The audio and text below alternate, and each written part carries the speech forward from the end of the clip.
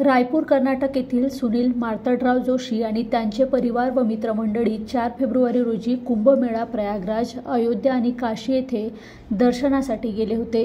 9 February रोजी सकाळी 11 वाजता त्यांनी परतीचा प्रवास सुरू केला।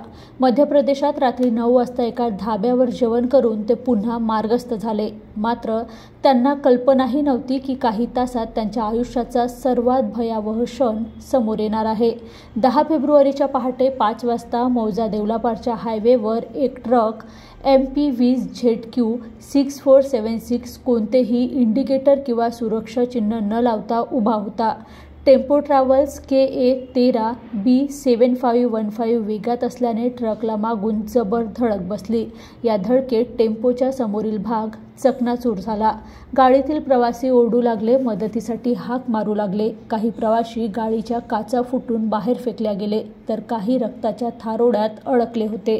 या अपघातात चालकासह अनेक जण गंभीर जखमी झाले आहेत। अपघात होताच गाडीतील प्रवासी मदतीसाठी किंकाळ्या फोडू लागले। रक्ताच्या थारोड्यात सापडलेले प्रवासी पाहून स्थानिकांनी धाव घेतली आणि पोलिसांना कळवले। देवलापार पोलिसांनी घटनास्थळी पोहोचून सर्व जखमींना तातडीने रुग्णालयात हलवले। मात्र जखमीची परिस्थिती पाहून डॉक्टरही हादरले। हा अपघात ट्रक चालकाच्या निष्काळजीपणामुळे झाला असून त्याने कोणतेही इंडिकेटर किंवा सुरक्षा संकेत न लावता गाडी उभी केल्याने हा गंभीर अपघात झाला। फिर्यादी सुनील मार्तंडराव जोशी यांनी या बेजबाबदार ट्रक चालकावर कठोर कारवाईची मागणी केली आहे।